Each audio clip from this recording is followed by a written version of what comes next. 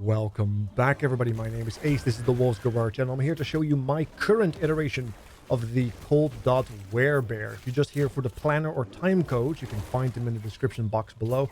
Otherwise, stick around. I will be going over the details of the planner, some of the bases, some of the passive points, the skill trees, some variations. I'm still currently experimenting with certain things. What you're seeing right now on the screen is gameplay for an empowered monolith. Age of Winter, I believe, is the area. 175. I'm currently pushing to 200 without too much of a problem. The buffs on the right side sometimes, however, do make it a problem, but it is what it is. My gear is surprisingly mediocre. I've not been able to find, after 4 or 5 days of farming, I've not even been able to find a Terra's boots, which is supposedly a common drop? I guess not on my client. But either way, we're going to go through the build, give you a general idea of what you're looking for, and if people want, I can update the build as we go along. Now, mind you, this is not a guide. This is more of a build progress video. Just keep that in mind as we continue to go into the actual meat of the video, starting with the planner. So here we have my build planner for my Cold Dot Werebear. Just a word of warning. This is my work in progress, Cold Dot Werebear. I will get better at the game. I will progress into more difficult content. My needs may shift, and thus my build and gear will shift with it. Possibly. Who knows? So be warned of that. This is not a guide for beginners. This is just me sharing my work, so to speak. But we'll go over my current interpretation of the gear, the idols, the blessings, the skills, and we'll start off with the passives. Now, this is done for a level 100 Werebear. My Werebear life is level 96, so be warned. But let's start with the Primalist. 8 points of natural attunement. Resistances and attunement are wonderful. We are trying to hit at least 60 attunement due to a Maelstrom node, so until we have that, attunement is key.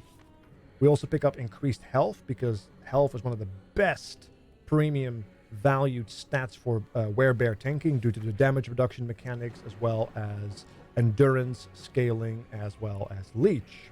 We are a leech tank with a lot of damage reduction, basically. We round that up to 20 points with primal strength for a little bit of strength, which allows us to get a little bit more spell power due to the Werebear node. And then we finish it off with 5 points in Berserker, getting a little bit more melee damage, not very important. It's more for the less damage taken on low health. Because if we don't get one shot, if we don't get killed, we will leech back up to full. Very important. Then we'll pay a small shaman tax for more attunement and penetration, because we're trying to reach that 60 attunement as quickly as possible for a couple of reasons. And then we pay the Beastmaster tax. There's a couple of different ways you can pay this tax. I have done it this way because Ursine strength is mandatory, 8 points. Damage reduction and strength, I don't have to explain that. The aspect of the boar is an incredible defensive buff. We then buff that buff by making it even more powerful. And then I also have 2 points in boar heart. The reason why is because I will attack so quickly with swipe against single targets, especially because attack speed is a fundamental part of this build. It is the engine that makes it all run. So we will be having it up as a result quite frequently.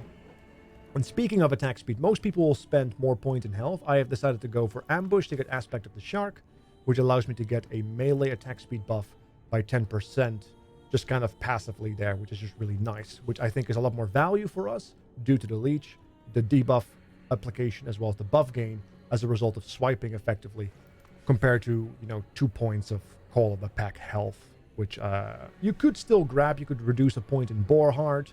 You could maybe reduce Boar Heart here and grab Call of the Pack. It's all up to you. I have, however, decided to go this way for now. And then we get to the meat of the bone, the real juicy stuff. Now, we open up with Primordial Resonance, which gives us more elemental pen as well as damage. Just really good value. We pick up 3 points of plating, which allows us to then spend 5 points into Thicket of Thorns later as we level up. I am not sure about this. I'm currently testing it. It has its moments where you feel really, really unbreakable. but against smaller parties or bosses, it kind of feels mediocre. Because yeah, it's only 10% chance, right? And when you are surrounded by lots of enemies, a single entangling root typically wipes them all out. So yeah, sure, you have a bunch of thorn shields then, but also the people you're trying to defend against are all dead, and there is no greater defense than the enemy being dead. So I'm still testing with it. I'm not sure how I feel about it. 7 points in druidic prowess. Speaks for itself. More attunement, more strength, all attributes. It's just an incredible value. 3 points in focused wrath. Mandatory. More damage, reduced rage decay, which also gives us access to rancor. No rage decay out of combat. Incredible quality of life. Honestly, I could not play the Werebear without it. Wind in the leaves. Just attack speed. Speaks for itself. Attack speed is the name of the game when it comes down to our rage gain, especially against bosses. So it's the engine. We make the engine more powerful. Speaking of attunement, we pick up more attunement here, and with 8 points, we also get crit avoidance scaling. And we do need 100% crit avoidance scaling. So this helps getting that particular number sorted with a big, nice chunk out of our attunement, because we are aiming to get 60 attunement anyway. Mandatory. And then we, of course, pick up a little bit more cold pen. Just more damage. Cold pen is really valuable right now. And then there's a bunch of emptiness right up until the point of impervious. You want at least 2 stacks until you get like a bunch of attack speed. Then you can go up to 3 stacks. But try to at least get 2 stacks. Otherwise, it's really just a waste. Really powerful damage reduction stuff here, especially since we are going to attack quicker and quicker. The better our gear gets and the higher level we are. So much tankiness against bosses with this. And speaking of tankiness, Hide Skin is absolutely phenomenal. Incredible flat life. And the more life we skill, the more endurance threshold we get, which makes it more difficult to kill us, which means we are more likely to survive and leech back up and just not die, which is great. This is an incredible node for the druid. So definitely pick that up when you can. You will not regret it. It doesn't seem very impressive, but once you start messing around with scaling health and such, you will notice the value. Incredible. All right, so that's for the passive points. Let us move to the skills. So here we are. These are the skills that we are speccing into: Swipe, Maelstrom, Warcry, Entangling Roots, and Werebear form. You may notice some extra points here. That's because I currently have equipped a Dragon Staff, but we'll get to that in just a little bit as well. So, Swipe, very straightforward. We pick up the culling right here, which allows us to cull, which is really nice on bosses. We also pick up the Panther stacks, which gives us global damage. Not just any damage, global damage. And then we, of course, get attack speed with Feline Hunter, because attack speed is the name of the game. And then we also increase our aspect of the Panther stacks. Just more damage. And then we pick up, ultimately, more points for Way of the Hunt, which will give us Leech, as well as more area, which makes it feel a lot better to use Swipe. Without this 5 points, it feels sometimes like Swipe is missing, despite the fact that you are tickling their chin. It's really weird to hitbox. But this makes it feel a lot better and also more likely to hit something, which guarantees more rage gain. Just quality of life. When it comes down to Maelstrom, which is one of our single target damage dealers, we pick up the basic ones, really. We work our way to Wind Fury for more frenzy, Windswept for haste, a little bit of reduction in mana efficiency, 5 stacks in turbulence. This is why you need the 60 attunement. Double the value. Incredible. We, of course, want stack duration max out as well, so the more Maelstroms are up, the more damage single target you can do.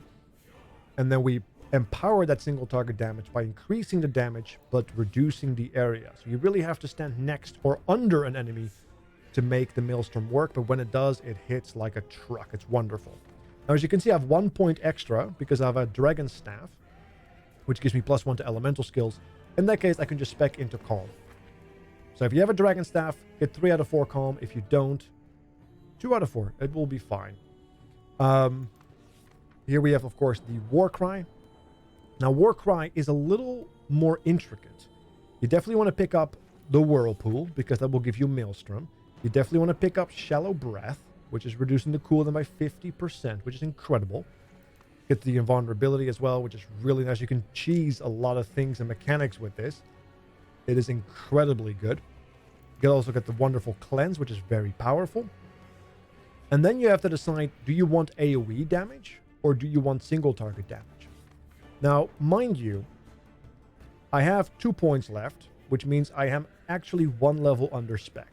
Most people take a point in Bringer of Winter to bring it to 20.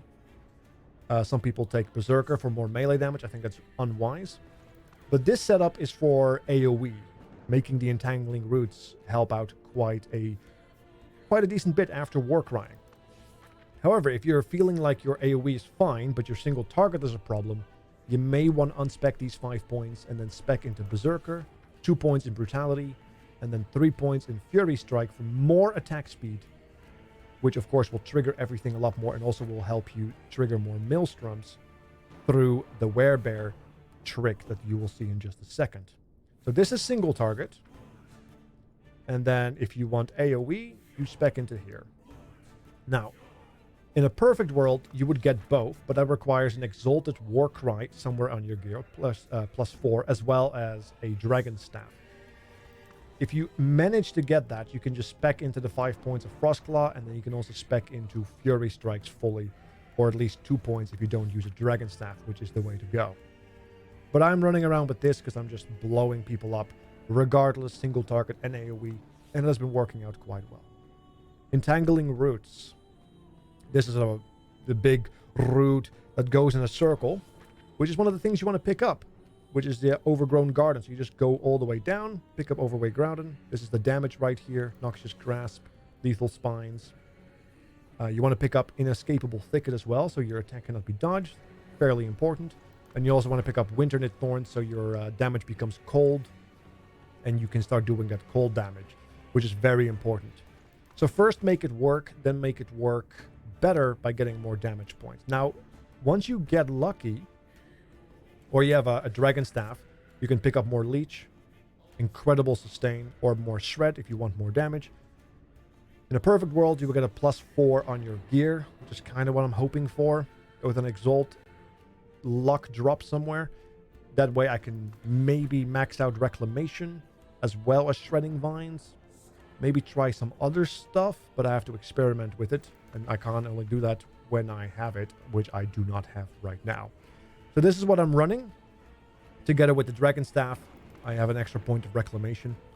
But without the Dragon Staff, this is what I would be running. And then, of course, the Werebear. Now, this is the engine you're trying to fuel with the attack speed. Invigoration, 4 points. Ursine Heart, 4 out of 4 points. Frenzied Strike. Wizened Claws makes strength turn into spell damage. And then, of course, the Ursine Storm, which means if you swipe, you have a chance to cast Maelstroms. So the more swipes you do, the more Maelstroms, the more Maelstroms, the more single target damage. That's why that attack speed is so important. Also, what is fundamentally necessary is being able to use Woodland Bear.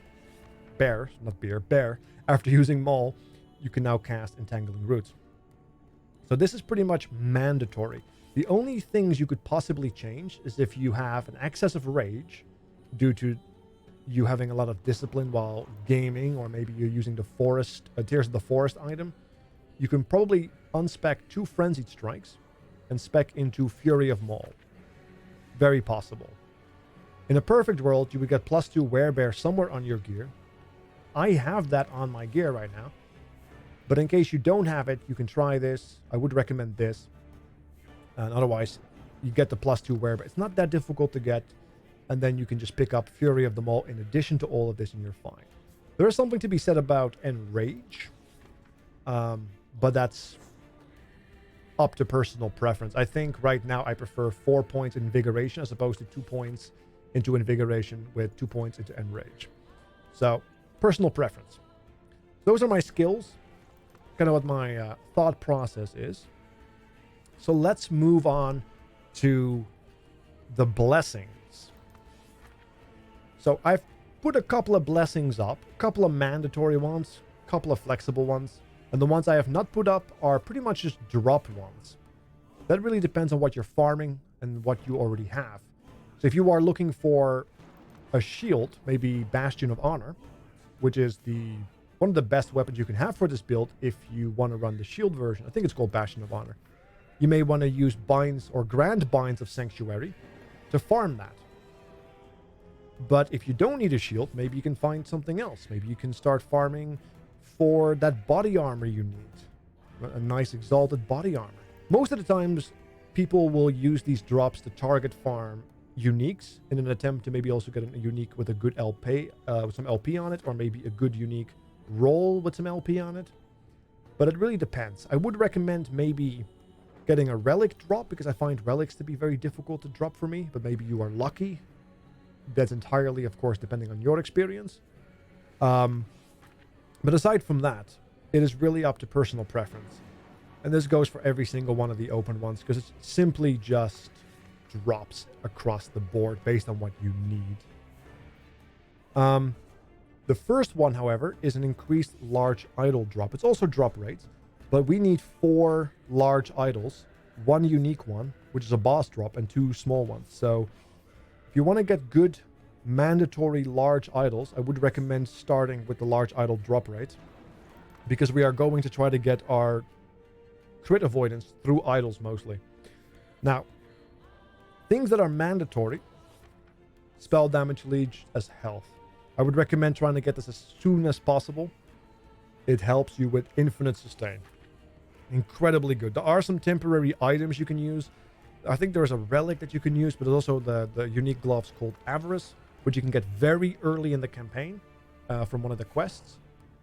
I think it's a ledger, Adisla's Ledger or something. I vaguely remember that. But until then, which you can use until you find Grand Hunger of the Void. Incredible sustain here. We have some damage here. This is the damage option. If you want more sustain or tankiness, you can also go for the increased health regen. Grand Rhythm of the Tide. Incredible amount of health regen if you prefer that. Alternatively, there are maybe some other options you have while you're still in the early to mid game. You're still gearing things up. Let's see if I'm correct, but I think there's like a lightning resistance. Yeah, here you can maybe also take lightning resistance if you're still struggling with that. Although ultimately you will end up with increased cold damage or with the increased health regen. Now, this particular blessing is interesting. I've gone with Grand Resolve of Humanity. In the early game to mid game, you could take Grand Survival of Might, which gives you a tremendous amount of critical strike avoidance. Taking that simply makes your defense sorted with 1 large idol and just the attunement at 60. And your critical strike avoidance is over 100% and you're done. But in a perfect world, you would get more idols, really good idols, and then you can either switch to all res, which is what I think I'm going to be doing. Or maybe if you have a very specific res that you are trying to solve, maybe void. I think it's poison actually. Yeah, you can take a Grand Persistence of Will. Let's see, where is it? Grand Persistence of Will. There's Persistence of Will. I am not seeing it. Here, Grand Persistence of Will. You can get a tremendous amount of poison resistance from that and single-handedly sort up your poison res if you find a decent roll on it. You could also go down that path, but it's entirely up to you. I think Grand Resolve of Humanity, depending on the gear you have, might be more value, but we'll see. It really depends on what kind of gear you have available. Another mandatory one would be Grand Rage of Winter. This is a shred chance on hit. Now, if we have a lot of attack speed, this, of course, will shred the enemy to bits, making us do a lot of more cold damage. Mandatory. There's no better option here. And then we have an incredible large amount of flat armor from the Grand Body of Obsidian. Incredible tankiness that we get from here. So I would also recommend that to be mandatory, especially with the armor scaling we get. And that's the blessings right now. So there's only really 4 mandatory blessings, I would say, or 3. And the rest is basically, what do you need? What do you have access to? Now we get to the gear part. And when it comes to the idols, yeah, Throne of Ambition is our best one. Try to get it. May require a little bit of farming, but it's worth it. We want 1 large idol which gives us elemental resistances while transformed. I find that with everything that we have spec'd, it pretty much sorts out most of our resistances in terms of the elemental variety. As you can see, I have nothing on my gear, just the implicits and this one idol, and I am capped on all my elemental res, together with Grand Resolve of Humanity. So that's a lot of value there. And then you want at least 3 idols with life in a perfect world, but decently rolled critical strike avoidance, so you can get to that crit avoidance cap and not take crit damage. It's going to make your life a lot easier, which, if you have done correctly, will allow you 2 additional 1x2 idols, and I have just used them to get health. There's also the possibility of maybe getting some other resistances in case you need. I got some lightning res here, which allows me to get to 75, but maybe I can use this second one to maybe get some other res, maybe some fizz, maybe some poison, some void, whatever I can get my hands on, right? You gotta have to mix and match that. And when it comes down to the gear, the only thing I've done to get 60 attunement is getting a tier 5 attunement on the body, tier 5 on the necklace, tier 5 on the relic. I'm trying to fix all my res with just the rings and the relic, because I'm planning to maybe take a unique amulet. There's a really good one that I've been farming for. I think it's called Aurora's. I already have the tier of the forest with LP, so kind of seeing how that turns out. But as far as everything else goes, it's pretty much just trying to stack as much health, as well as getting attack speed, maybe some cooldown reduction, and getting more strength if possible. Most of the damage will come from the Dragon Staff. If you choose to go with the Dragon Staff, you could also go with a Scepter, in which case you might find yourself going with either the Obsidian Scepter for more spell damage or the Argent Scepter for more increased damage over time. You will lose damage in comparison to the Dragon Staff as well as the elemental skills, but it will allow you to go with, let's see if I can find it, the Bastion, which is, the Bastion of Honor, which is an incredible shield. This makes you impossibly tanky. It might be the play for endgame. I might actually have to farm this one up if I want to push Corruption to a really deep level. You are noticeably squishier without a shield in last Epoch, I've noticed. So be wary of that. If you have a Bastion, if you were lucky and got a random Bastion, you already possibly have the best in slot item, maybe. And I am very envious. But this is pretty much what I'm planning to do. These are the bases I am planning to go on. I might try maybe a gold ring or a silver ring for movement speed. I've seen people suggesting me coral rings for more life, because life is the name of the game for tankiness. I am also looking at the opal ring because cooldown recovery speed, but I'm not sure what the breakpoints are yet. I have to calculate those. And I don't need another ivory ring because I'm already necrotic capped. So with just this, so it works out. Now, once I have a more completed list of what I want on each piece of gear, maybe I'll make an update on the planner, but this is kind of what we're going through. I hope this helped. I hope you will have some good direction. I hope my explanations were insightful. I doubt it. But until then, you can find me online on twitch.tv/wolfsgorar, and I can answer your questions right there. And perhaps you can suggest me some stuff. Maybe I can learn from you. Who knows? Because I am open to improvement. Have a good night. Take care of yourselves. I'll see you guys next time.